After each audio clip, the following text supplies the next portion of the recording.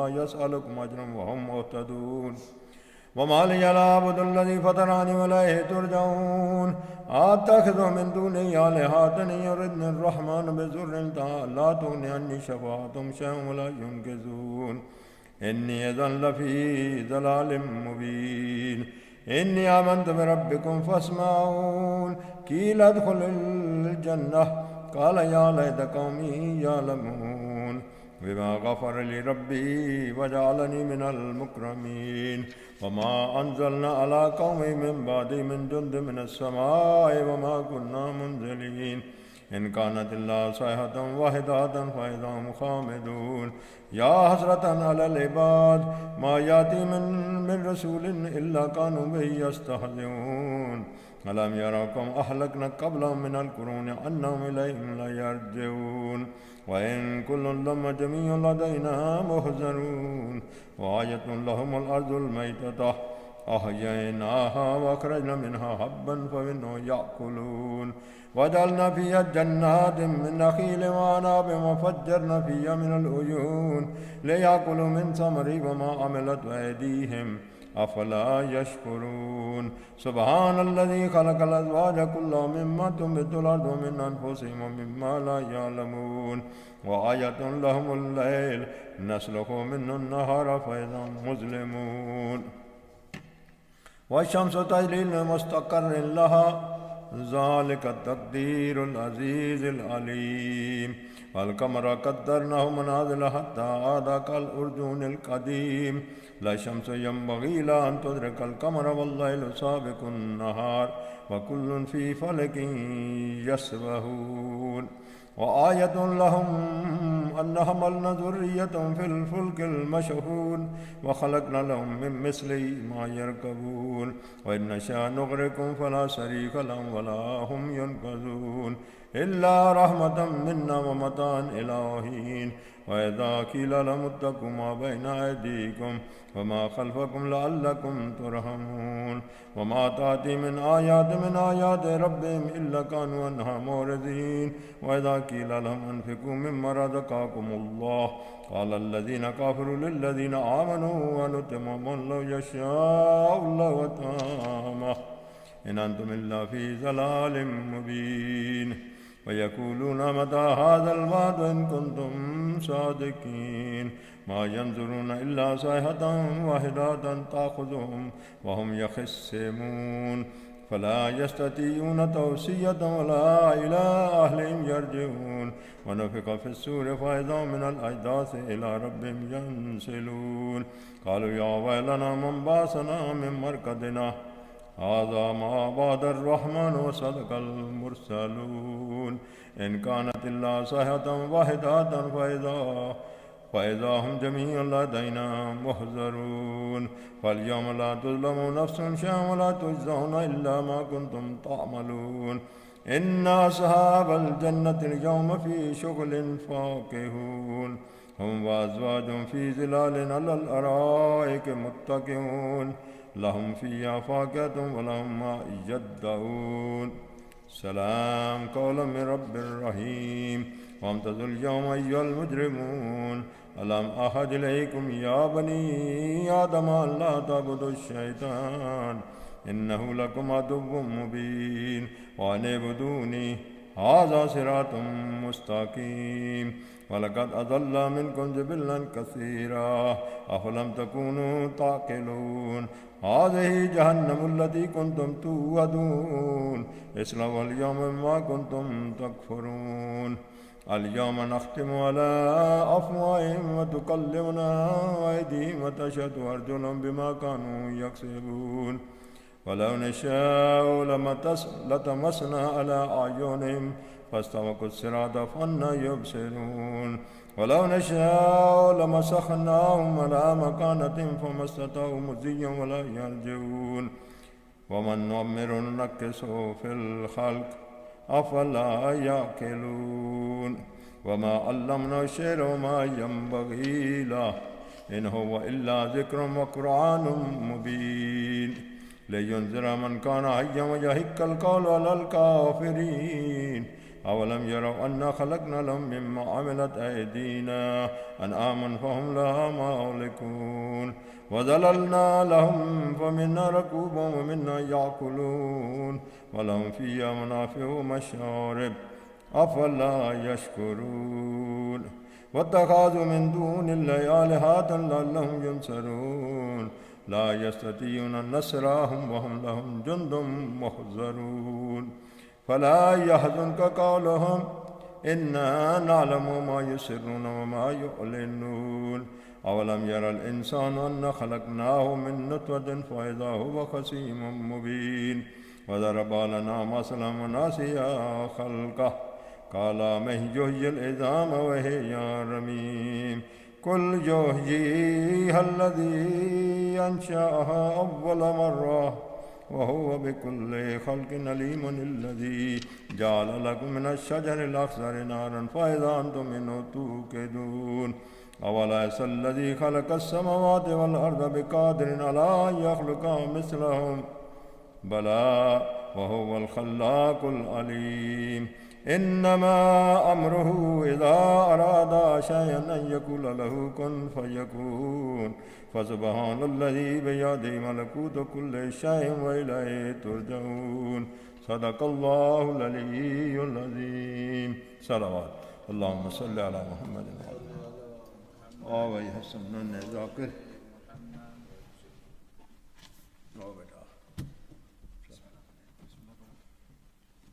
بسم الله الرحمن الرحيم كربلاء جنة كربلاء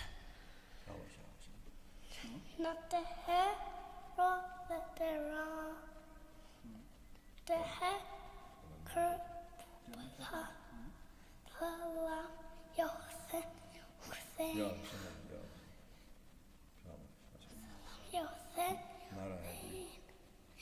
أنا هادلي يا إلي سلامات اللهم صل على محمد اور کوئی ہے پڑھنے والا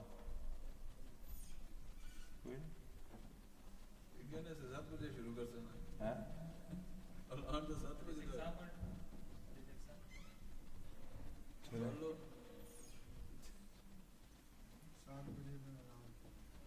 جی جی ایسے تو نہیں لوگ بولتے کہ 10 محرم تک شیعہ ہیں بس جی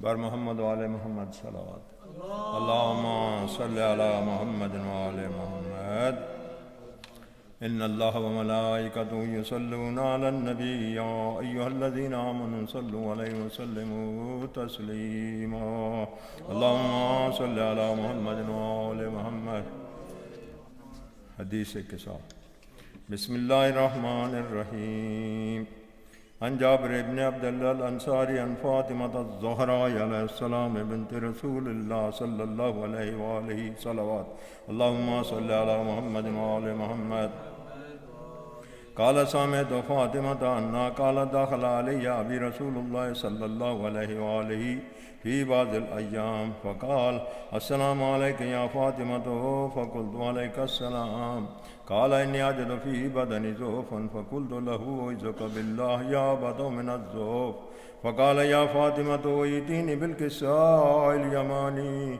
فغطيني به فأتيته بالكساء اليماني فغطيته به وسرت أنظر إليه وإذا وجهه يتلألأ لو كان البدر في ليلة تمامه وكماله وما كانت إلا ساعة وإذا بولدي الحسن اللهم صل على محمد وآل محمد قد أقبل وقال السلام عليك يا أمه فقلت عليك السلام يا قرة عيني وثمرة فؤادي فقال يا أمه إني أشم عندك رائحة طيبة كأنها رائحة جد رسول الله فقلت نعم إن جدك تحت الكساء فأقبل الحسن نحو الكساء صلوات اللهم صل على محمد وآل محمد وقال السلام عليك يا جده يا رسول الله أتأذن لي أن أدخل معك تحت الكساء فقال عليك السلام يا ولدي ويا صاحب حوضي قد أذنت لك فدخل معه تحت الكساء وما كانت إلا ساعة وإذا بولدي الحسين صلوات اللهم صل على محمد وآل محمد قد أقبل وقال السلام عليك يا أمه فقلت عليك السلام يا ولدي ويا قرة عيني وثمرة فؤادي فقال لي يا أمه إني أشم عندك رائحة طيبة كأنها رائحة جد رسول الله صلى الله عليه وآله فقلت نعم إن جدك وأخاك تحت الكساء فدنا الحسين نحو الكساء صلوات اللهم صل على محمد وآل محمد وقال السلام عليك يا جد والسلام عليك يا من اختاره الله وأتأذن لي أن أكون معكما تحت الكساء فقال عليك السلام يا ولدي ويا شافي أمتي قد أذنت لك فدخل معهما تحت الكساء فأقبل عند ذلك أبو الحسن علي بن أبي طالب صلوات اللهم صل على محمد وآل محمد وقال السلام عليك يا بنت رسول الله فقلت عليك السلام يا أبا الحسن ويا أمير المؤمنين فقال يا فاطمة إني أشم عندك رائحة طيبة كأنها راية أخي وابن عمي رسول الله فقلت نعم هذا مع ولديك تحت الكساء فأقبل علي نحو الكساء صلوات اللهم صل على محمد وآل محمد وقال السلام عليك يا رسول الله أتأذن لي أن أكون معكم تحت الكساء قال له عليك السلام يا أخي ويا وسي وخليفتي وصاحب لوائي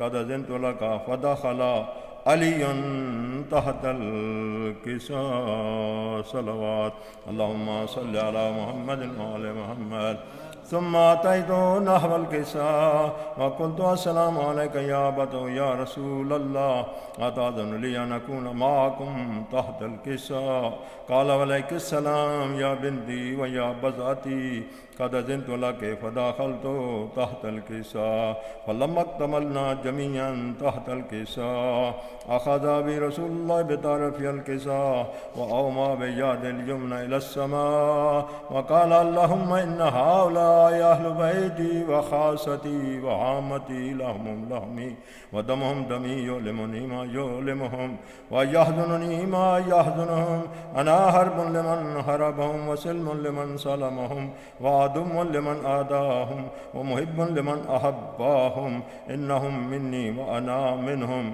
فاجعل صلواتك وبركاتك ورحمتك وغفرانك ورضوانك علي وعليهم وأذهب عنهم الرجس وطهرهم تطهيرا اللهم صل على محمد وآل محمد فقال الله عز وجل يا ملائكتي ويا سكان السماوات إني ما خلقت سماء مبنية ولا أرضا مدية ولا قمرا منيرا ولا شمسا مزية ولا فلكا يدور ولا بحرا يجري ولا فلكا يسري إلا في محباته هؤلاء الخمسة الذين هم تحت الكساء فقال الأمين جبرائيل يا رب ومن تحت الكساء فقال عز وجل هم أهل بيت النبوة ومعدن الرسالة هم فاطمة وأبوها وبالها وبنوها صلاة اللهم صل على محمد وآل محمد فقال جبرائيل يا رب أتأذن لي أن أهبط إلى الأرض لأكون معهم سادسا فقال الله نعم قد أذنت لك فهبط الأمين جبرائيل وقال السلام عليك يا رسول الله العلي الأعلى يقرئك السلام ويخصك بالتحية والإكرام ويقول لك وعزتي وجلالي إني ما خلقت سماء مبنية ولا أرضا مدية ولا قمرا منيرا ولا شمسا مزية ولا فلك يدور ولا بحر يجري ولا فلك يسري إلا لأجلكم ومحباتكم وقد أذن لي أن أدخل معكم قال تأذن لي يا رسول الله فقال رسول الله هي وعليك السلام يا أمين وي الله إنه نعم قد أذنت لك فدخل جبرائيل معنا تحت الكساء فقال لأبي إن الله قد هو إليكم يقول إنما يريد الله ليذهب عنكم الرجس أهل البيت ويطهركم تطهيرا اللهم صل على محمد وآل محمد فقال علي لأبي يا رسول الله أخبرني ما لجلوسنا هذا تحت الكساء من الفضل عند الله فقال النبي والذي بعثني بالحق نبيا واصطفاني بالرسالة نجيا وذكر خبرنا هذا في محفل من محافل أهل الأرض وفيه جمع من شيعتنا ومحبينا إلا ونزلت عليهم الرحمة وحفت بهم الملائكة واستغفرت لهم إلى أن يتفرقوا فقال علي إذا والله فزنا وفاز شيعتنا ورب الكعبة فقال النبي ثانيا يا علي والذي بعثني بالحق نبيا واصطفاني برسالة نجيا ما ذكر خبرنا هذا في محفل من محافل أهل الأرض وفيه جمع من شيعتنا ومحبينا وفيهم محموم إلا فرج الله غما إلهي آمين ولا مغموم إلا وكشف الله غما إلهي آمين ولا طالب حاجة إلا وقضى الله حاجة إلهي آمين فقال علي عزا والله فزنا وسعدنا وكذلك شيعتنا فازوا وسعدوا في الدنيا والآخرة ورب الكعبة صلوات اللهم صل على محمد وعلى محمد کوئی آؤ بیٹا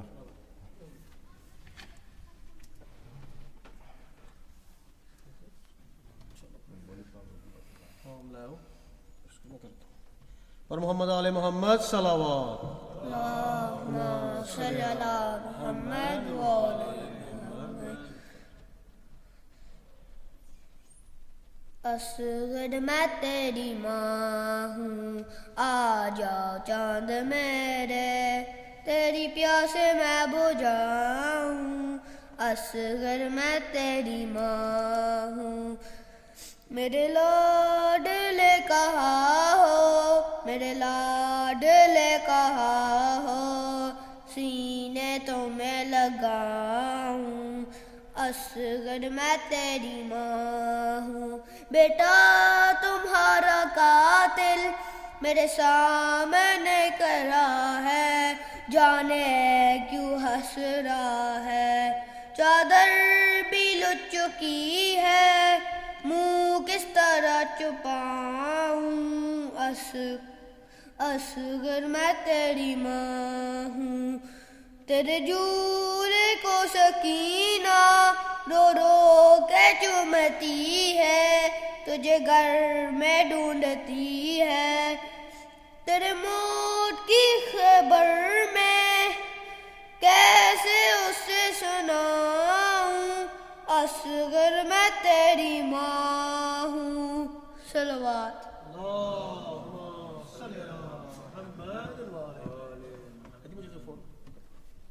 اور محمد آل محمد صلوات اللہم صلی علی محمد وآل محمد اور کسی بچے نے پڑھنا ہے اینی ون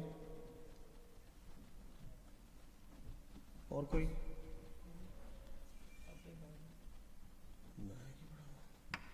اور محمد آل محمد صلوات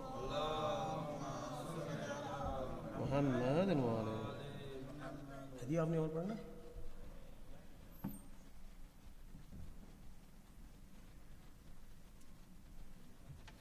کون سے پڑھنا چلو وہاں سب اور محمد آل محمد صلوات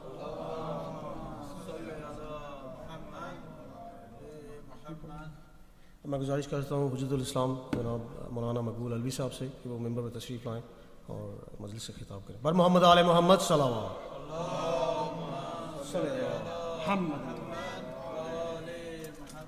نعرہ تکبیر، نعرہ رسالت، کل ایمان نعرہ حیدری، حیدری، حسینیت، یزیدیت، دشمنان اہل بیت پہ صبح و شام لعنت بے شمار. پر محمد آل محمد صلوات.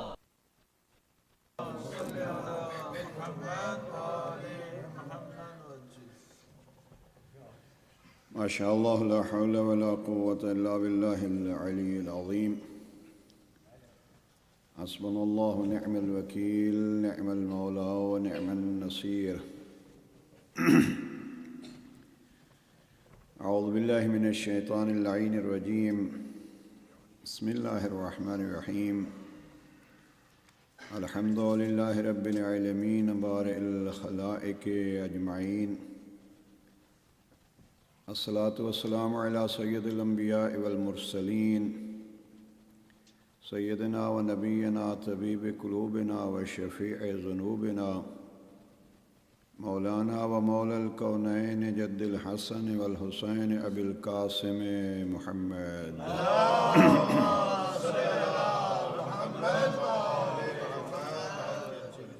وعلى آله الطيبين الطاهرين المعصومين الغر الميامين المنتجبين المكرمين المظلومين الذين قال الله تبارك وتعالى في شانهم: إنما يريد الله ليذهب عنكم الرجس أهل البيت ويطهركم تطهيرا.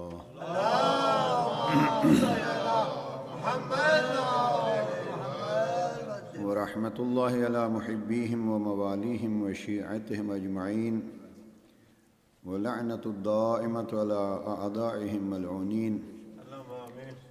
أما بعد، فقد قالت مخدومة عليها السلام: اللهم تقبل منا هذا القربان. بر محمد وآل محمد صلوات.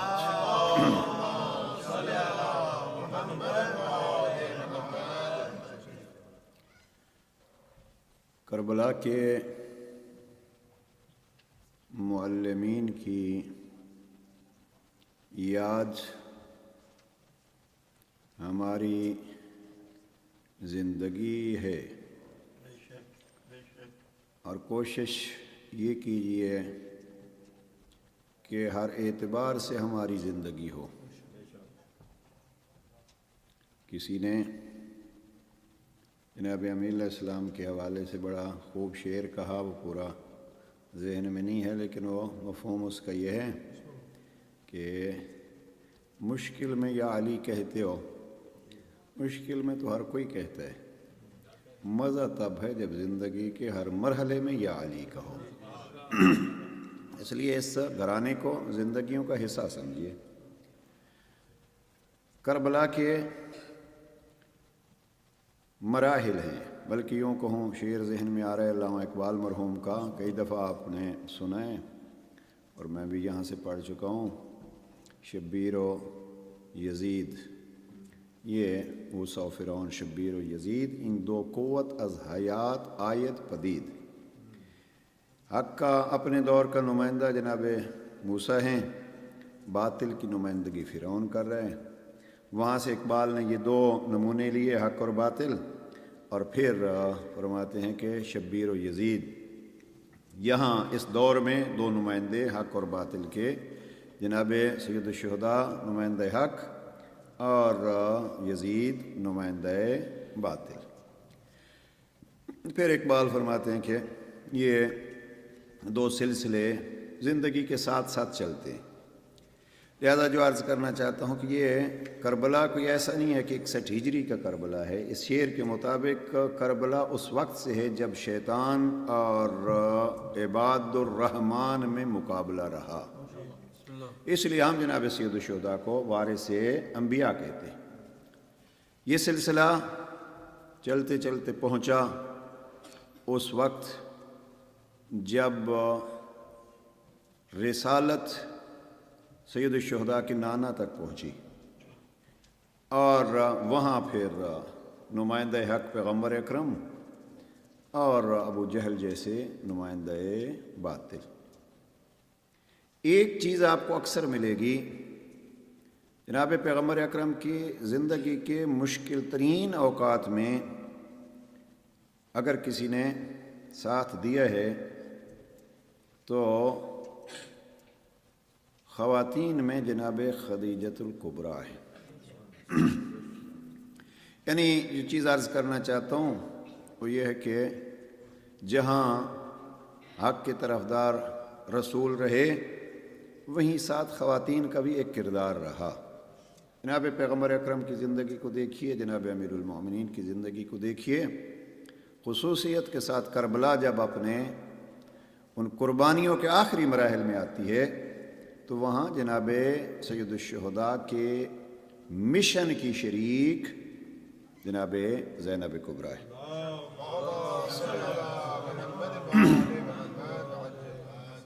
اب جناب سید الشہداء کا حق کی نمائندگی کے طور پر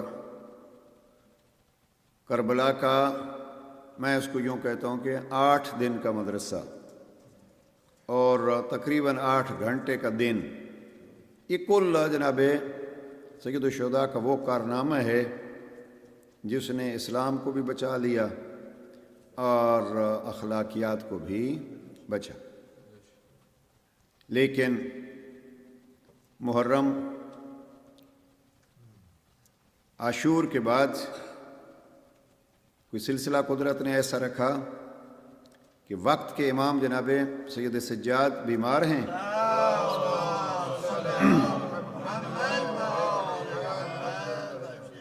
اور وہ نمائندگی بھی یا حفاظت بھی جناب زینب کبریٰ سلام اللہ علیہ کو کرنی پڑی۔ یوں میں اس کو اکثر کہا کرتا ہوں کہ ایک نمائندہ الہی اور ایک امام کی مشن کی شریک ہیں، اور شریک ہی نہیں بلکہ اس کی محافظ ہے۔ دوسرے امام کی جان کی محافظ ہیں، تیسرے امام کی اگرچہ امام کو رب تربیت کر کے بھیجتا ہے لیکن ایک عملی نمونہ جناب امام محمد باقر علیہ السلام کے لیے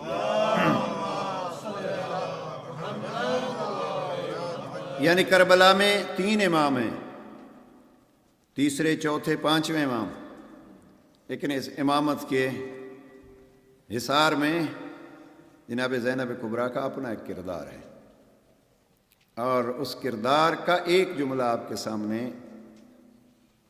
پیش کیا ہے۔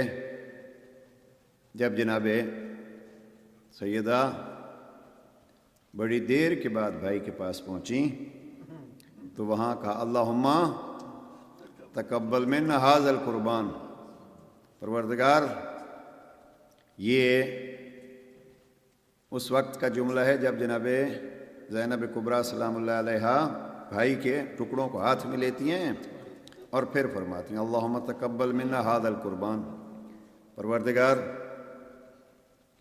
ہماری اس قربانی کو قبول فرما۔ اب یہ کیا جملہ ہمیں بتلاتا ہے؟ یہ جملہ ہمیں یہ بتلاتا ہے کہ اگر نمونہ دیکھنا ہو جنہوں نے کربلا سے تربیت پائی ہے تو اس کے ایک نمونے کا نام ہے زینب کبریٰ سلام اللہ علیہا۔ صلوات پڑھ لیجیے۔ ہمارے اردو شعراء میں سے کسی نے بڑا خوب ایک مصرع کہا، جو بچ گیا تیری مقتل سے وہ کام میری ردا کرے گی۔ ہاں گویا یہ بھائی سے وعدہ ہے۔ اب جناب زینب کبریٰ کے عظمت میں ساری زندگی اور غم میں ساری زندگی آنسو بہانے والوں، ان آنسوؤں کی قیمت کو جانو۔ اس گھرانے کے لٹنے پہ کسی شریف کا ہی آنسو بہتا ہے، ورنہ کلمہ گو تو وہ سامنے ہزاروں کھڑے تھے۔ لہذا اس آنسو کی قیمت پہ رب کا شکر ادا کیجئے، اور اگر کبھی یہ آنسو نہ نکلے اپنے گناہوں کی معافی مانگا کیجئے۔ یہ ذرا اس میں ایک عقیدے کی بات کر رہا ہوں، اگر مصائب ہو رہے ہوں اور میرا آنسو نہ آئے، سوچئے اور اپنے گناہوں کی معافی مانگیے۔ اور آنسو بہا کے پھر یہ مقصد نہیں ہے کہ ہم آنسو بہے اور ختم ہو گئے۔ میں نے بڑی دقت سے تاریخ کو دیکھا کہ جناب سید الشہداء کی شہادت اور آخری وقت جو جناب زینب کبریٰ نے کربلا کو چھوڑا، تو اس کے بعد جناب سیدہ کہاں کہاں روئیں، اس لیے کہ مقتل کا، اور کل انشاءاللہ مصائب میں وہ عرض کروں گا، وہ ایسا رونا تھا کہ جو دشمن بھی رو پڑا۔ لیکن میں نے اس کے بعد دیکھتا رہا، مجھے جناب سیدہ زینب سلام اللہ علیہا کے جملات میں بھی اور کردار میں بھی وہ جرأت علوی نظر آتی ہے۔ وہ یہ فرمایا کہ جہاں رونے کا مقام ہوتا ہے وہاں رونا، جہاں علوی جرأت کا وقت ہوتا ہے، دو جگہ پہ ابن زیاد جیسے ظالم کو کہنا پڑا کہ اس کی زبان تو اپنے باپ کی زبان جیسی ہے۔ یہ کوفہ کے اگر فرصت ہو اور مطالعہ ہو، عزیزاً کربلا سے ہم نے گریہ سیکھنا ہے، گریہ کرنا ہے۔ اور اس گریے کو میں علامہ اقبال کا شعر پچھلے دنوں میں وہ دیکھ رہا تھا کہ پلٹنا جھپٹنا جھپٹ کے پلٹنا، میں سمجھتا ہوں کہ وہ اپنی جگہ پہ انہوں نے کہا خون گرم رکھنے کا ہے ایک بہانہ۔ میں سمجھتا ہوں کہ یہ آنسو جو ہیں، اور یہ جملات شہید مرتضیٰ مطہری کے ہیں، یہ آنسو حقیقت میں ہمارے خون کو گرم رکھنے کا ذریعہ ہے۔ جو آنسو بہا کے خون جس کا ٹھنڈا رہے، وہ سمجھے کہ میرے آنسو فقط آنکھوں تک ہیں، دل کے خون کو اور دھڑکن کو تیز نہیں کر رہے۔ اس لیے کہ کربلا دل کی دھڑکوں کو اس لیے تیز کرنے آیا ہے کہ جس دور میں بھی، جیسا یزید بھی، جہاں بھی دین اسلام پہ حملہ آور ہو، تم حسینی بن کے، اور حسینیوں نے ہماری قوم کو تو یہ ہے۔ ویسے تو ایک صلوات پڑھ لیجیے محمد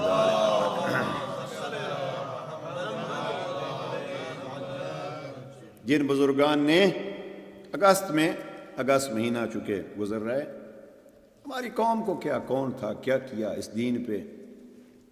5 اگست کو لفظ حسینی آیا تو یاد آ گئے ہماری ہی قوم کی ایک بہادر اور دلیر ذات کا۔ کبھی قوم نے سوچا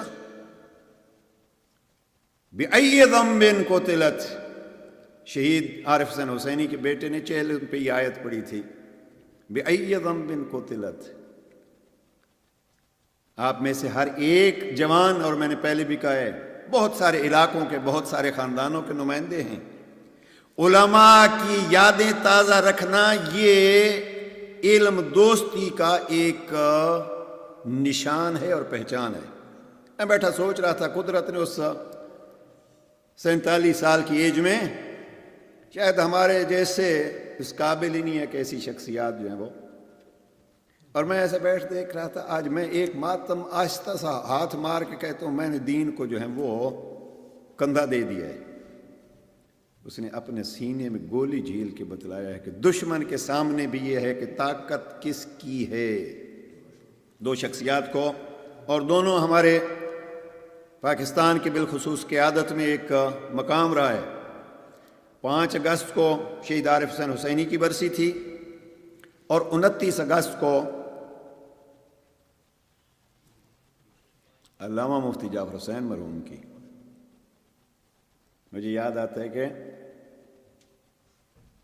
جب آغا شیخ مفتی جعفر حسین مرحوم کی رحلت ہوئی تو میں نے اپنے والد کو روتے ہوئے دیکھا۔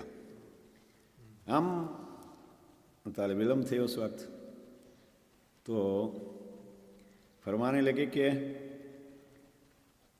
شاید اللہ نے ہم سے اتنا نیک و پارسا قائد بہت جلدی چھین لیا، اور شاید پھر ہماری قسمت میں یہ ہو یا نہ ہو۔ اور پھر ہم نے شہید حسینی کی قیادت کے دوران ان کو یہ کہتے ہوئے بھی سنا کہ اللہ نے ہمیں بہترین نعم البدل دے دیا ہے۔ لہٰذا عزیزان، چونکہ مفتی جعفر حسین مرحوم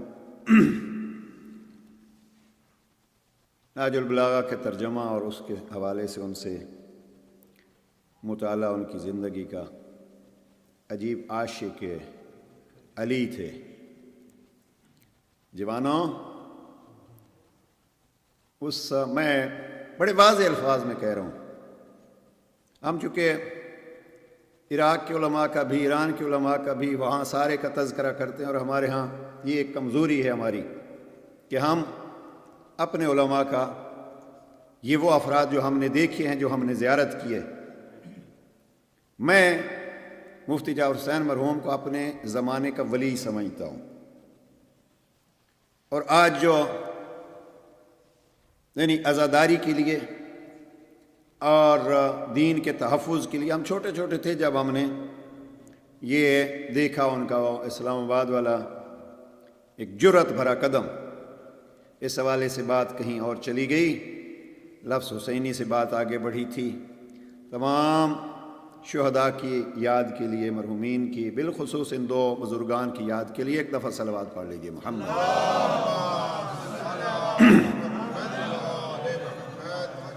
کربلا ہمیں جرأت دلاتی ہے، جس وقت بھی آپ دین پہ مشکل دیکھیں۔ اگلا مرحلہ یہ ہے جوانان، میں بار بار یہ چیز دہرا رہا ہوں ان دنوں میں، یہ ایک انسانی شعور اور آپ جوانوں کے عقل کی نشانی ہوگی کہ آپ نے اس وقت حملہ کیسے ہو رہا ہے اور اس کا دفاع کیسے کرنا ہے۔ جی، ہر دور میں جناب سید الشہداء نے تلوار اٹھائی، جناب زینب کبریٰ کا کردار جو ہے وہ دفاع دین کے لیے اور تھا۔ اس حوالے سے آپ نے دیکھنا ہے کہ کون سا زمانہ ہے۔ اس وقت تبلیغات کا زمانہ ہے، اور تبلیغات میں اپنا ایک کردار بنائیے، اور وہ یہ ہے کہ آپ نے ایسے نہیں ہے کہ یہ یعنی واٹس ایپ ایک بہترین ذریعہ ہے اور بدترین طریقہ بھی ہے میڈیا، لیکن آپ میڈیا پہ آنے کے لیے کچھ تیاری کیجیے۔ کربلا ہم نے اگر بیان کرنا ہے، کربلا کا مطالعہ کیجیے۔ ہم نے جناب امیر المومنین کی عظمت بیان کرنی ہے، عظمت کو بیان کیجیے۔ آپ کے پاس، میں ابھی ایک بہت بڑے اہل سنت سکالر جو دنیا سے بہرحال چلے گئے، نہج البلاغہ کا نام لے رہے تھے، اور آپ کو معلوم ہے کہ اس میں ایک چھوٹے سے کام کے لیے فقط ہم نے، ایک صاحب نے، اور وہ بھی سید، کتاب لکھی 365 اقوال، ہر روز کا ایک، بڑے بڑے جناب حکماء کے اور صاحبان شعور کے اقوال سید۔ میں ان کی کتابیں پڑھتا ہوں، مشہور ہے، نام بہرحال مناسب نہیں ہے۔ تو ان 365 اقوال میں میرے مولا کا ایک جملہ بھی نہیں ہے۔ اب مجھے غصہ لگا، میں نے کتاب اٹھا کے سیدھی بن میں ڈال دی، حالانکہ ڈالنی نہیں تھی چاہیے، کتاب جو ہے وہ کتاب ہوتی ہے اس لیے کہ جس کی بھی ہو۔ اچھا، پھر بس اس ساتھ تک کافی رہیں؟ نہیں، میں نے کم از کم 3 دفعہ نہج البلاغہ پڑھا، اور 3 دفعہ نہج البلاغہ سے پہلی دفعہ میں نے 1000 کلمات انتخاب کیے۔ اچھا، پھر اب دوسری دفعہ پڑھا، ان 1000 میں سے جو ہیں وہ ہم نے کوشش کی کہ 300 اقوال تک آ جائیں۔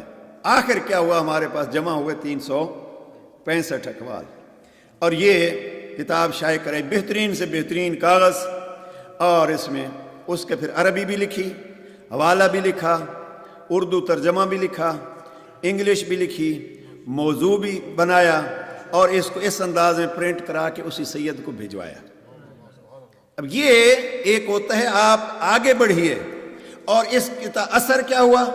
اس کا اثر یہ ہوا کہ 1 مہینے کے اندر 1000 کتاب جو ہے وہ غائب، لوگوں نے جو ہے وہ، یعنی 300 افراد نے جو ہے وہ ایک نے خرید کے ہم اپنے عزیزوں کو تحفہ دیں گے۔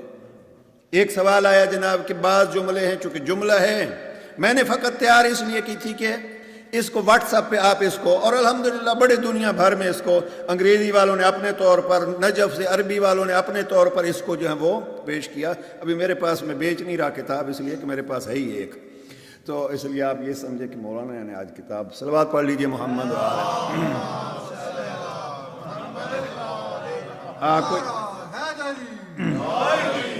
اب یہ اس کو کسی صاحب نے کہا جناب یہ چونکہ جملے ہیں تو جملہ اکیلا تو سمجھ نہیں آتا جب تک. میں نے کہا چلیں ہم اور تو کچھ نہیں کر سکتے. وہ میں نے اس دن عرض کیا تھا جو ہاتھ علی کا اس سینہ علی کی طرف اٹھتا ہے وہ کہتا ہے ہا ہونا العلم جمع. لفظ جم وہاں استعمال ہوتا ہے، میں کبھی اس ممبر سے عرض کر چکا ہوں، نہیں تفصیل میں جاتا.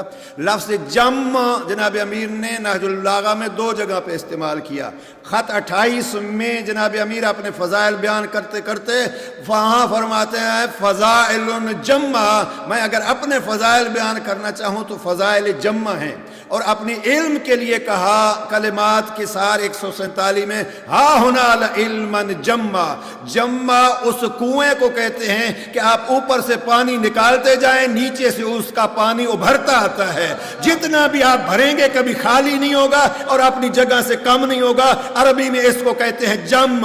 میرے علی فرماتے ہیں میرے فضائل وہ ہیں فضائل الجمع، اور ہمارے سینے میں علم علم جمع. فضائل ساری زندگی بیان کرتے رہو کبھی کم نہیں ہوں گے، اور اگر علم ساری زندگی سارے بھکاری لے کے خود امام اعظم بن بیٹھے تو بھی ہمارا علم کم نہیں ہوگا.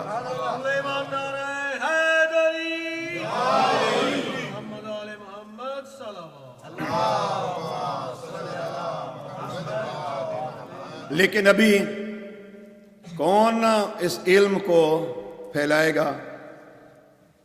جورج جرداق ایک عیسائی گزرا ہے، یہ 2013 میں اس کی رحلت ہوتی ہے. ہم نے کسی کانفرنس کے لیے اس کو بلایا. ایک جملہ اس نے کہیں اور کسی پروگرام میں کہا تھا کہ اب شیعہ کی بھی کوئی ذمہ داری ہے کہ ہم ہی سارا کام کریں، چونکہ اس نے کتاب لکھی ہے 28 سال کا تھا جو بہت شہرت ملی، اور آغا بروجردی نے اس کے لیے انعام بھیجا تھا آغا صافی گل پیگانی کے ذریعے سے. اس کی کتاب کا نام ہے صوت العدالت الانسانیہ. امیر المومنین علی صوت العدالت الانسانیہ، علی عدالت انسانی کی آواز ہے. اور اس کی انگلش ٹرانسلیشن فارسی بھی ہوئی، اردو بھی یہاں شاہ صاحب کے پاس بھی پڑھی ہے. بہرحال یہ کلمات آپ نے عزیزان جوانان سے یہ میں گزارش کر رہا ہوں کہ یہ چیزیں، یہ علوم ہم نے جو ہم کہتے ہیں یا علی ہم تو تیرے ہیں، اگر ہم علی والے ہیں تو پھر یہ فریضہ بنتا ہے ان چیزوں کو ہم لے کے دنیا والوں کو بتلائیں کہ علم یہ ہوتا ہے. اب کسی صاحب نے کہا جناب کہ یہ ایک ایک جملہ چھوٹا چھوٹا جملہ ہمیں سمجھ کیسے آئے گا؟ ہم نے اس کے لیے یہ اسی کی 365 اقوال کی شمع زندگی کے عنوان سے 400 صفحات جو ہیں وہ خدمت میں پیش کیے ہیں. جس کو جملہ سمجھ نہیں آتا وہ مختلف شروح کے ذریعے سے یہ شرح حاضر خدمت ہے. ایک صلوات پڑھ لیجیے محمد.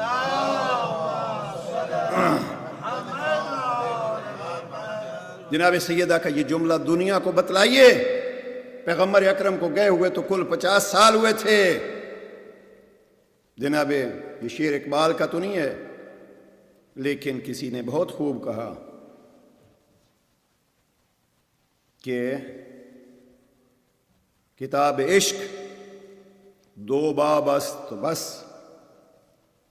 یکی حسین رقم کر دیگری زینب.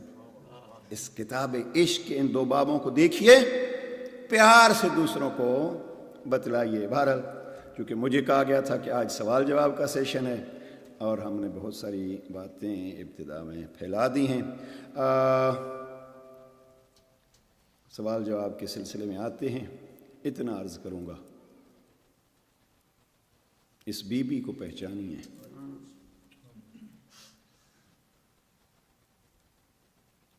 کربلا میں جناب سیدہ کا اللہ پہ بھروسہ دیکھیے. ایک وقت وہ آیا جب کربلا میں زینب کا کچھ نہ رہا. دنیاوی طور پر کسی ہمارے ایک بزرگ ہیں وہ فرماتے ہیں اگر علی کی گود میں تربیت پا کے نہ آئی ہوتی کربلا میں مر گئی ہوتی. ہاں جس خاتون کے 8 یا 9 عباس و حسین جیسے بھائی، اکبر جیسے، قاسم جیسے بھتیجے، اون محمد جیسے بیٹے بھانجے، اگر علی کی گود میں تربیت پا کے نہ آئی ہوتی کربلا میں مر گئی ہوتی۔ کسی ظاہر اختر چنیوٹی مرحوم کے یہ جملے ہیں، لاشوں کو رسیوں میں جکڑے لیے پھرو۔ ہاں اس نے تصور جو لاشوں کو رسیوں میں جکڑے لیے پھرو، بیبیاں تو خیموں سے نکلتے ہی مر گئیں۔ ہاں میں یہ جملہ تو نہیں کہتا، میں یہ کہتا ہوں کہ زینب مر گئی، زینب کے اندر کی حسینیت زندہ ہوئی، اور گلی گلی کوچے کوچے میں نانے کا پیغام، بابے کا پیغام سارا پہنچا کے بتلایا۔ ایک منظر آپ عزاداران کی خدمت میں 2-3 منٹ بس، جب اکیلی رہ گئی نا تو شام غریباں، بہت کم لوگ اس طرف متوجہ ہوتے ہیں، شام غریباں یہ رات کا حادثہ نہیں ہے، یہ غروب سے پہلے پہلے کا ہے۔ عصر کو شہادت ہوتی ہے، ابھی ادھر شہادت ہوئی، ادھر ظالم خیموں کی طرف بڑھے۔ مغرب کی نماز مسلمانوں نے تب پڑھی جب زہرا کے گھر کو لوٹ چکے، لیکن علی کی بیٹی تیری عظمت اور جرت پہ قربان، جب مغرب کا وقت ہوا، جلے ہوئے خیموں کی راکھ پہ ایک تصور ہے جناب زینب کبریٰ نے، نہ معلوم کہیں خاک تھی، کہیں راکھ تھی خیموں کی، کہیں خون تھا بھائیوں بھتیجوں کا۔ کربلا کی زمین پہ کیسے خالی جگہ ڈھونڈ کے مٹی تلاش کی، علی کی بیٹی نے تیمم کیا، نماز کا ارادہ کیا، رخ مکہ کی طرف کیا، تکبیرۃ الاحرام کہنے سے پہلے ایک دفعہ بھائی کی مقتل کی طرف رخ کر لیا، ہاتھ پھیلا لیے اور فرماتی ہیں اللہم تقبل منا ھذا القربان، ہماری یہ قربانی قبول فرما، اور پھر تکبیرۃ الاحرام کہنے سے پہلے پھر ہاتھ پھیلا دیے، پروردگار میں علی کی بیٹی ہوں، میں زہرا کی بیٹی ہوں، شریعت کے مسائل سے آگاہ ہوں، تیری نماز کے احکام سے آشنا ہوں، نماز کے بارے میں قرآن میں تیری بتلائی ہوئی اہمیت سے آگاہ ہوں، اور تیرا حکم یہ ہے کہ عورت نماز پڑھتے وقت سر سے پاؤں تک چادر میں اور پردے میں لپٹی ہوئی ہو۔ پروردگار میں زینب مسائل سے آگاہ ہوں، لیکن پروردگار تو بھی آگاہ ہے، تو گواہ ہے، دیکھ رہا ہے، میرے سر پہ ردا نہیں ہے، میں تیمم کر کے تیرے دربار میں کھڑی ہوں، اور اب یہاں اگر زبان حال سے کہا ہوتا حق بنتا ہے جناب زینب کہے حسین ذرا آپ بھی دیکھو بھیا، آپ نے بھی مشکل پڑی تھی، لیکن زینب کی اس سے مشکل بن گئی، آپ نے دشمنوں کے گھیرے میں پڑی تھی، آپ نے مرد ہو کے پڑی تھی، اور زہیر اور سعید آپ کی نماز کی حفاظت کر رہے تھے، لیکن حسین آپ نے ظہر پڑھی تھی، دیکھ زینب مغرب پڑھ رہی ہے، لیکن پروردگار میں اپنی لٹی چادر کے ساتھ بغیر یہ کہہ رہی ہوں اللہ اکبر، اکبر تو ہی ہے اور نماز تیرے لیے ہے۔ بس عزیزان یہ کربلا کی شام غریباں کی نماز یاد رکھیے،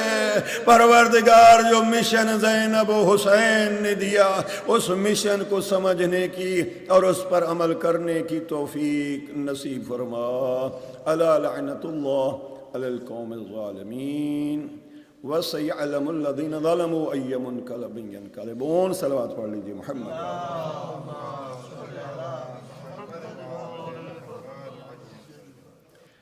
ایک دفعہ پھر صلوات پڑھ لیجیے۔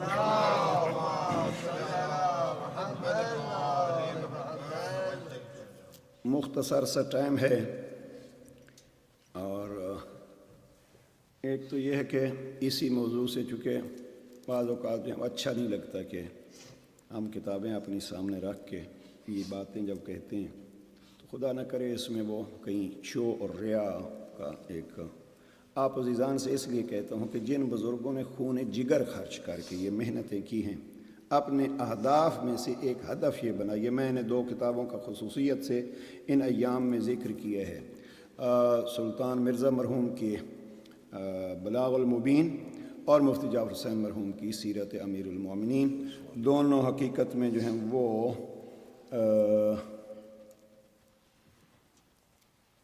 جناب امیر علیہ السلام کی عظمت اور دفاع جناب امیر علیہ السلام میں ہیں۔ ان کتابوں کو پڑھیے، اور عزیزاً ان کتابوں کے ساتھ ساتھ جو ہیں وہ بزرگان کی دوسری کتابیں جو علماء سے مشورہ کر کے جن کو عام کرنے کی ضرورت ہے، بہترین ذریعہ ہے۔ آج کل جو ہے وہ کتاب بیچنے کا بھی نہیں ہوتا، ہم نے بہت ساری کتابیں بزرگان کی ایسے کی ہیں کہ ان کو آپ کو اچھے انداز سے سیٹ کر لیجئے، PDF بنا لیجئے، دنیا کے کونے کونے تک جو ہے وہ نیٹ پہ لگا دیجئے تو پہنچ سکتی ہیں انشاءاللہ۔ آپ جیسے جوانوں اور آپ جیسے نمازی اور عزادار عزیزان کے ذریعے سے انشاءاللہ یہ مشن بہتر سے بہتر آگے بڑھے گا۔ ایک سوال جو پہلے مجھ سے کیا گیا اس کو، اور وہ سوال یہ تھا، اور بڑا ہمارے موضوع سے مربوط سوال تھا، وہ سوال یہ تھا کہ کچھ ایسی چیز قرآن مجید سے بتلائیے جس پہ ہم سال بھر اپنا ہدف بنا سکیں اور اس پہ عمل کر سکیں، اور پھر ساتھ یہ ہے کہ کوئی ایسا طریقہ بھی ہو کہ جس کو ہم اپنے لیے ایک ترازو، ایک میزان، یعنی چیکنگ پوائنٹ جو ہے وہ ہمارا کیا ہو۔ میں تفصیل میں تو نہیں جا سکتا، مختصراً میں یہ کہوں گا کہ دین اسلام کے 3 حصے ہیں جو ہم نے عموماً پیش کیے جاتے ہیں: عقیدہ، احکام اور اخلاق۔ عقیدے میں سے ایک چیز لے لیجئے، جناب پیغمبر اکرم کے پاس ایک عرب بدو آتا ہے اور یا رسول اللہ مجھے قرآن سیکھنا ہے۔ عرب تو تھا ہی، جناب پیغمبر اکرم نے اصحاب کی طرف توجہ دلائی کہ فلاں لے جاؤ ان کو اور قرآن سکھاؤ۔ انہوں نے قرآن جو بھی سلسلہ تھا، آیت سامنے آئی، وَمَنْ يَعْمَلْ مِثْقَالَ ذَرَّةٍ خَيْرًا يَرَهُ وَمَنْ يَعْمَلْ مِثْقَالَ ذَرَّةٍ شَرًّا يَرَهُ۔ جس نے ذرا بھر اچھائی کی وہ اچھائی کا بدلہ پائے گا، دیکھے گا، اور جس نے ذرا بھر برائی کی اس نے عرب بدو تھا لیکن اس نے کہا بس کافی ہے میرے لیے۔ وہ جو پڑھے لکھے اصحاب تھے وہ بھی کہ یہ عجیب ہے، اتنی دور سے آیا ہے اور 2 آیتیں کہتے ہیں کافی ہیں۔ تو یا رسول اللہ بہت شکریہ، خدا حافظ۔ وہ جب پلٹا تو پیغمبر اکرم نے اس کی پشت کو دیکھا اور فرمایا راجع فقیہن، یہ شخص جو ہے فقیہ بن کے جا رہا ہے۔ ذرا تصور کیجئے، ایک آیت سے جو ہے وہ یہ ہے سورہ 99 کی آخری 2 آیتیں کہ یعنی یقین کر لیجئے کہ وہ دیکھتا ہے۔ اب بہت سارے واقعات مثلا سید محمد حسین طباطبائی کے متعلق مشہور ہے کہ انہوں نے اپنے استاد سید علی قاضی سے نجف چھوڑتے ہوئے سوال کیا کہ ہم اتنی مدت آپ کے شاگرد رہے، ابھی جاتے ہوئے کوئی ایک موعظہ کیجئے جس سے ہم اپنی زندگی کو سنوار سکیں۔ تو انہوں نے فرمایا اس ایک آیت کو یاد رکھ لیجئے، الم یعلم بان اللہ یرا، کیا وہ نہیں جانتا کہ اللہ جانتا ہے یا اللہ دیکھتا ہے؟ یعنی اس عقیدے کو مضبوط کیجئے عزیزاً، بہت سارے مسائل ہمارے حل ہو سکتے ہیں اگر ہم یہ یقین کر لیں وہ دیکھتا ہے۔ اب اس بات کو پھیلاؤں گا تو درجنوں چیزیں میرے ذہن میں آ رہی ہیں، یہ ذہن میں رکھیے کہ وہ دیکھتا ہے۔ اگر وہ دیکھتا ہے تو اس کے نتیجے 2 ہوں گے۔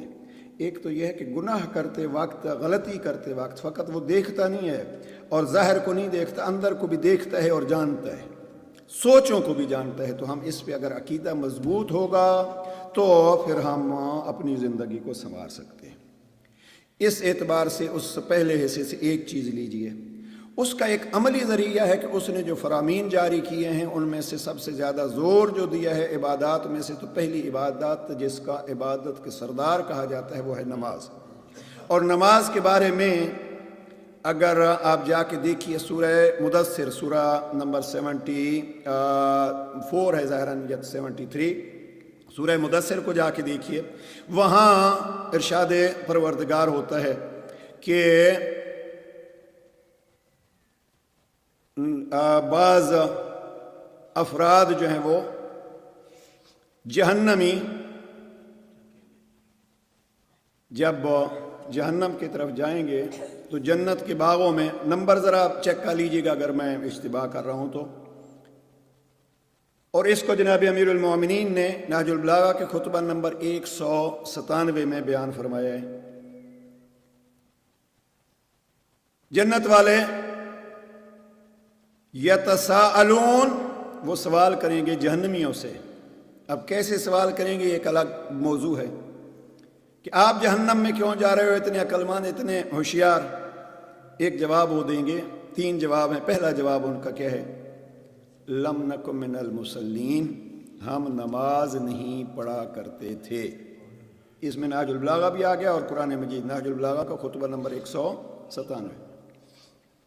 یعنی عبادات میں سے اس عبادت کا خیال کیجئے. میں نے جمعے کے خطبے میں عرض کیا تھا کہ یہ عبادت وہ ہے جب ہم اس عبادت کی گہرائی میں اتر جائیں گے تو یہ عبادت پھر خود ہماری رہنمائی بھی کرتی رہے گی.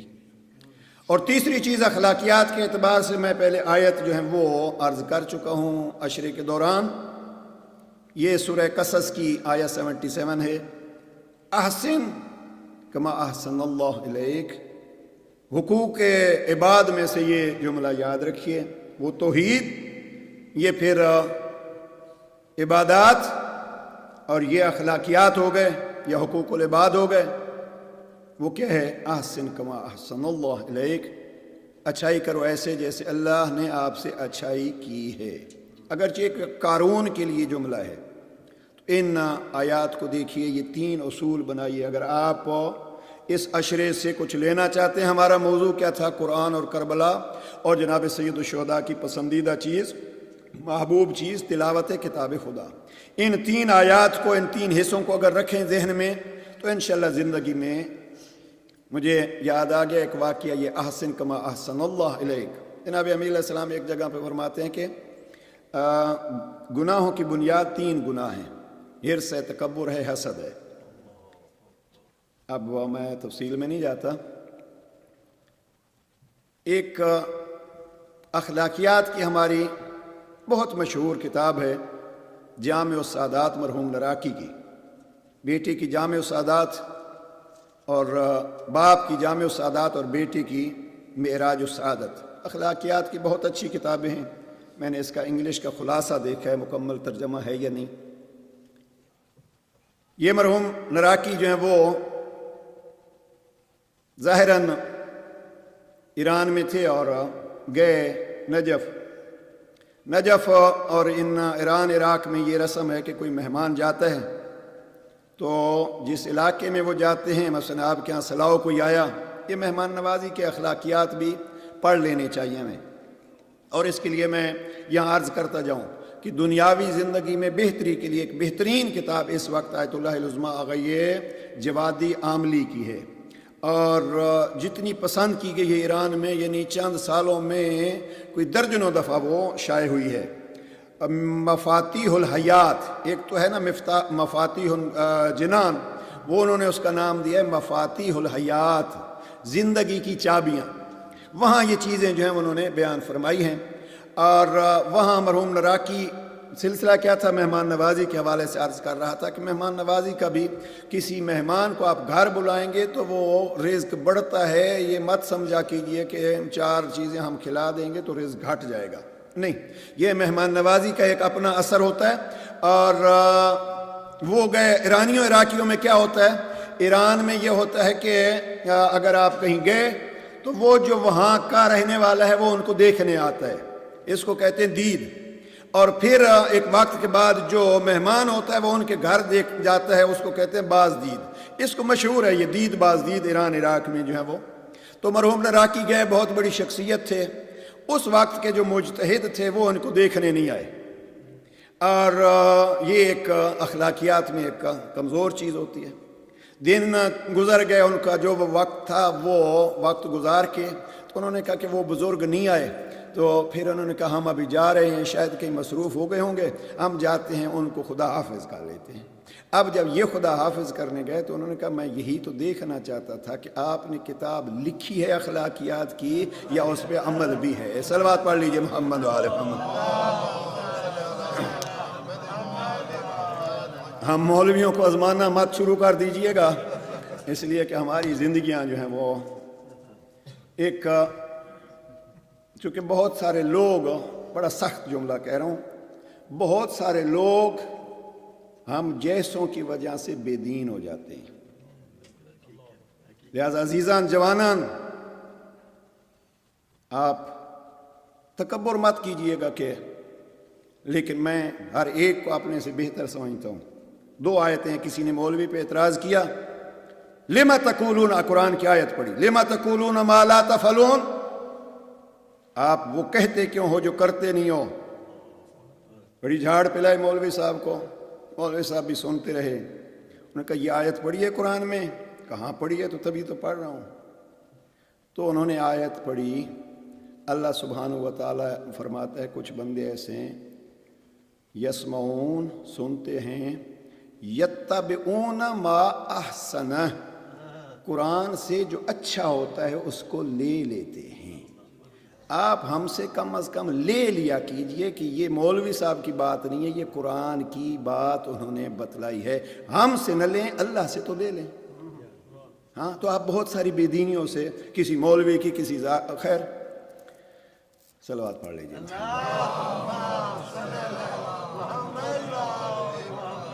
اور یہ تو ہو گئے 3 اصول. اب ان اصولوں کو ایک چیکنگ پوائنٹ میں سمجھتا ہوں، اور وہ چیکنگ پوائنٹ کیا ہے؟ نماز کے وقت کھڑے ہو کے خود کو اس انداز سے تو دیکھ بھی رہا ہے، تو سن بھی رہا ہے، تو کہتا ہے میری نماز برائیوں سے روکتی ہے. نماز سے 1 منٹ پہلے ذرا اپنے دن کا یا اس نماز کے وقفے کا سوچ لیا کیجئے، میں نے کہیں اس درمیان میں ان 3 اصولوں کی خلاف ورزی تو نہیں کی. ہاں زندگی انشاءاللہ سنور جائے گی. ایک صلوات پڑھ لیجیے.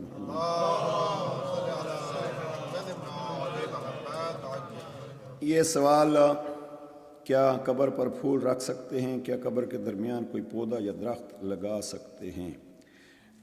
قبر پہ پھول رکھنے میں تو بلکہ یاد کرنے میں کوئی حرج نہیں ہوتی، بلکہ بہتر ہوتا ہے اپنے، ہمارے ہاں ایک جریدتین کا مسئلہ ہے کہ دفن کے ساتھ جہاں وہ کھجور کے یا بیر کے جو شاخیں رکھو، اس میں یہ کریم، وہ اتنا کریم ہے کہ جب تک وہ تر ہوگی اپنے گناہ گار بندے کو بھی درگزر کرتا رہے گا.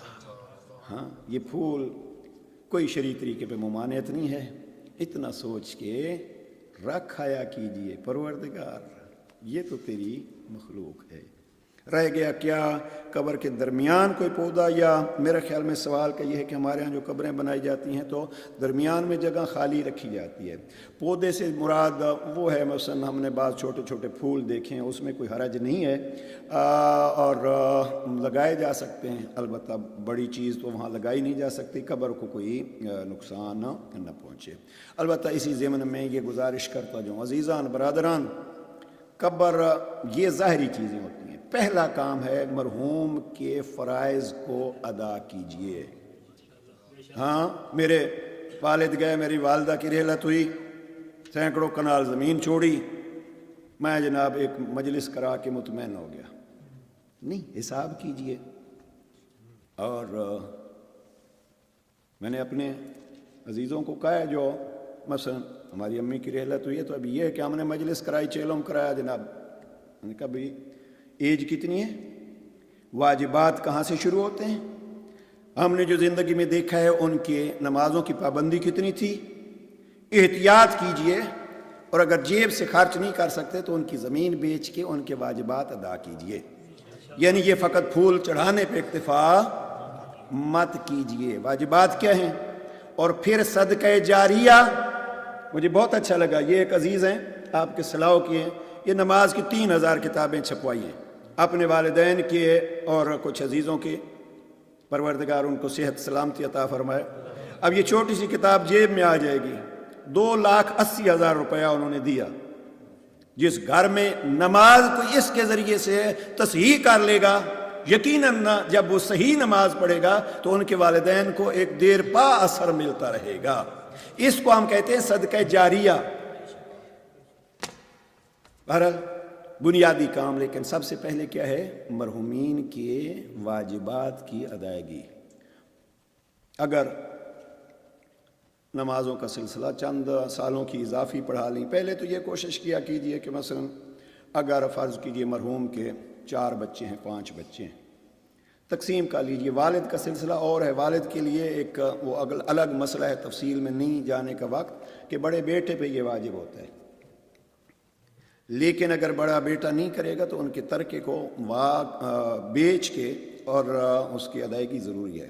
اور یہ ایک پوائنٹ بڑا باریک سا پوائنٹ ہے، یہ اللہ کا ایک قرض ہے. اگر معلوم ہے کہ والد جو ہیں وہ مقروض ہے اللہ کا، یعنی واجبات ادا نہیں کیے، آپ اس کی جائیداد کو استعمال کر رہے ہیں، تفصیل پوچھ لیجئے گا اگر سمجھ نہ آئے، آپ اس کی جائیداد کو استعمال کر رہے ہیں تو آپ کا یہ استعمال غلط ہے.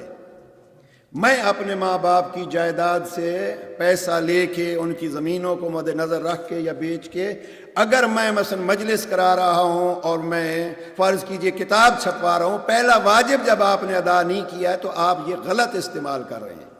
لہذا اس پہ غور فرمائیے اور ایک صلوات پڑھ لیجئے محمد.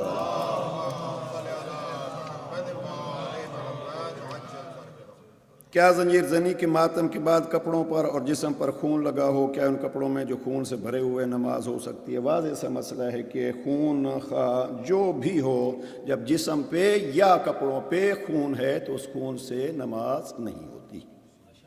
صلوات پڑھ لیجئے محمد. یہ بھی اگر آپ توضیح المسائل دیکھیے یا احکام کی کتاب دیکھیے تو پہلا باب ہی آتا ہے طہارت کا. اس لیے کہ اللہ کی کتاب کو بھی اگر تلاوت کرنا چاہتے ہیں تو پہلے آپ کو طہارت کے مسائل آنے چاہیے، تب آپ تلاوت کر سکتے ہیں. قرآن پاک کو آپ وضو کے بغیر، یا غسل واجب ہے تو غسل کے بغیر آپ ہاتھ بھی نہیں لگا سکتے. طہارت اتنی مہم ہے. لہٰذا جہاں خرچ کرنے کی ضرورت ہوتی ہے ان میں ایک جگہ یہ بھی ہے کہ آپ اپنے بچوں کو، اپنے ارد گرد والوں کو طہارت کے مسائل سکھائیے. بڑا ہمارے ایک ساتھی پچھلے دنوں اسی عشرے میں گفتگو کر رہے تھے، بڑا خوب فرما رہے تھے کہ آپ اپنے بچوں کو طہارت سکھائیے. اب آل محمد کی طہارت کی گواہی رب دیتا ہے. جب ان کے نام کو ہاتھ لگانے کے لیے طہارت ضرورت ہے تو اس کے ساتھ ان کو دل میں اتارنے کے لیے دل کتنا طاہر چاہیے. اب یہ چیزیں جو ہے ہمارا فریضہ بنتا ہے اور یہ واجبات میں سے ہے. صلوات پڑھ لیجئے محمد. اب مجھے نہیں معلوم یہاں مزید سوال جو ہیں وہ یہاں سے لینے ہیں. بہتر تو یہ تھا، اور انتظامیہ نے اناؤنس بھی یہی کیا تھا کہ آپ لکھ لیں. بہرحال میں وہ تلاوت کے دوران جو ہے وہ یہ بات کر رہا تھا کہ یہ انی احب التلاوت کتاب ہی قیامت کے دن 3 چیزیں رب سے شکایت کریں گی. پروردگار انہوں نے ہمارے ساتھ کیا کیا تھا؟ پہلی چیز اللہ کا گھر. بڑی جناب امیر علیہ السلام فرماتے ہیں ایک دور ایسا آئے گا جب آپ کی مسجدیں بلڈنگ اور تعمیرات کے اعتبار سے آباد ہوں گی، تعلیمات کے اعتبار سے برباد ہوں گی. پہلی شکایت اللہ کا گھر. دعا کیجئے کوئی ایسا منظر نہ بن جائے کہ اللہ کا گھر ہمارے خلاف شکایت کرے. دوسرا شکوہ، حدیث کے الفاظ نقل کر رہا ہوں اپنے نہیں، دوسرا یہ ہے کہ قرآن شکایت کرے گا. لفظ سخت ہے، یہ حدیث اس حدیث کا حصہ نہیں ہے، بلکہ یہ ہے کہ کچھ ایسے قاری قرآن ہوں گے جن پہ قرآن لعنت کرے گا.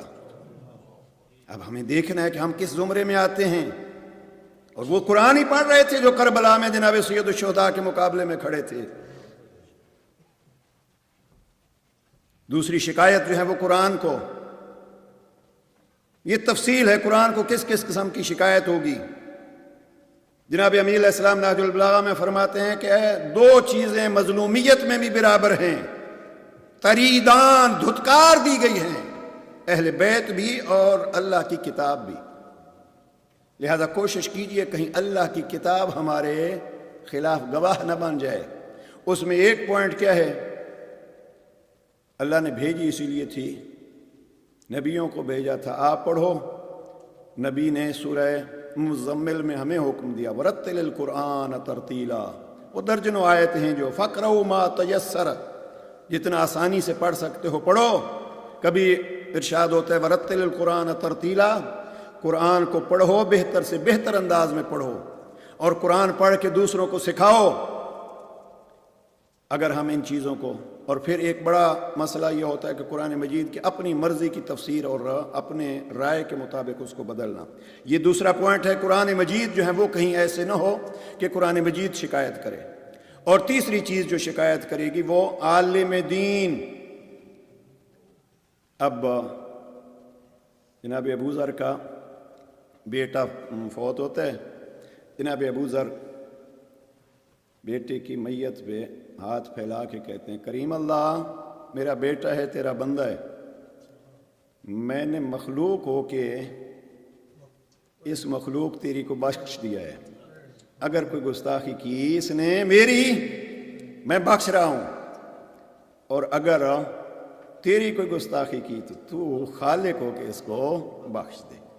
میں 21-22 سال مجھے ہو گئے ہیں القائم کے ساتھ تھا یہ سلسلہ، میں کوئی شکایت نہیں ہے اس لیے، لیکن آپ سے گزارش کروں گا، جوانوں سے بار بار کہہ چکا ہوں، اپنا علمی معیار بڑھائیے، علماء کی محنتوں سے فائدہ اٹھائیے، ان کے خون جگر سے، یہ آپ احکام جن کو کہتے ہیں،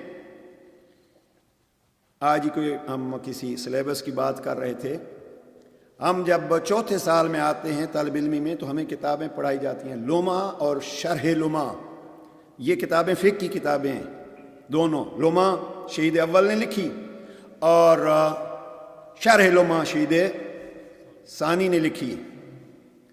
ظاہراً شہید اول کے بارے میں مشہور ہے، یہ زندان میں لکھی، اور جرم کیا تھا؟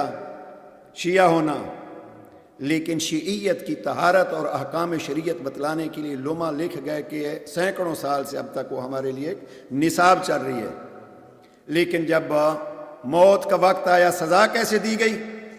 2 اونٹوں کو مقابل سائڈ پہ کھڑا کیا گیا اور درمیان میں دونوں ٹانگوں کو رسیوں سے باندھا گیا، ایک ٹانگ کی رسی ایک اونٹ کے ساتھ، دوسری ٹانگ کی رسی دوسرے کے ساتھ۔ اب ان اونٹوں کو چلانے کے لیے تاکہ جسم چیرا جائے زندگی میں، اب یہاں سامنے پتھر تھا، اس پتھر سے لکھا پروردگار میری مدد فرما، اور اسی پتھر پہ آسمان پہ پھینکا، جواب آیا ان کان عبدی فاصطبر، اگر میرا بندہ ہے تو صبر کر۔ اس کو کہتے ہیں شہید اول اور پھر شہید ثانی، اور ابھی 2 علماء کا میں آپ کے سامنے ذکر کر چکا ہوں، انہی کا اگر میں ابھی اس سفر میں ایک صلوات پڑھیے محمد۔ یہ جولائی میں ہمارا سفر تھا، تو اس سفر میں مجھے کسی آدمی نے بتلایا شہید حسینی جب قائد تھے تو گورنمنٹ کی طرف سے بھی کچھ ان کے محافظ ہوتے تھے، کسی گاؤں میں گئے شام کو، نماز پڑھی، ان کی روٹین تھی جہاں بھی جاتے چھوٹی بڑی جو مسجد ہوتی تھی اس میں نماز مسجد میں پڑھتے تھے، کوشش پوری، چھوٹی سی نماز چھوٹی سی مسجد ٹوٹی پھوٹی مسجد، وہاں مغرب پڑھی، وہیں سونا تھا۔ اب آدھی رات کو جو ہے وہ ایک محافظ سرکاری جو ہے وہ متوجہ ہوا کہ وہ تو بستر پہ نہیں ہیں، سارے پریشان ہو گئے کہ یہ کیا ہوا۔ ان کا جو ذاتی محافظ تھا، یہ جس نے سنائی ہے بہرحال میں اس کے نقل کر رہا ہوں، ذاتی محافظ کو جگایا، کہاں ہے آگا؟ کہا وہ زیادہ ڈھونڈنے کی ضرورت نہیں، وہ مسجد میں جا کے دیکھو، وہ جو چھوٹی سی مسجد اس میں نماز مغرب پڑھی تھی وہ نماز شب کے لیے سید وہاں ہے۔ اب یہ ہے ایک علماء کا مقام، لہذا کوئی ایسا کام ہم سے نہ ہو کہ علماء کو شکایت ہو۔ صلوات پڑھ لیجئے محمد۔ منٹ رہ گئے ہمارے پاس میرے خیال میں 4۔ جی فرمائیے بسم اللہ۔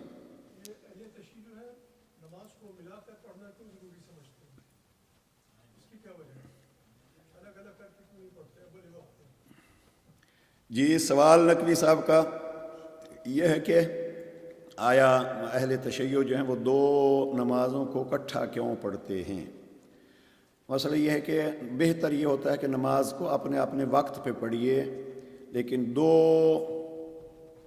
نمازیں جمع کر کے ظہر و عصر اور مغرب عشاء یہ اکٹھی پڑھنا اہل سنت کے ہاں بھی جائز ہے اور تشیع کے ہاں بھی جائز ہے۔ ہم نے اس جواز سے زیادہ فائدہ اٹھایا بجائے اس کے کہ ہم افضلیت کو دیکھیں۔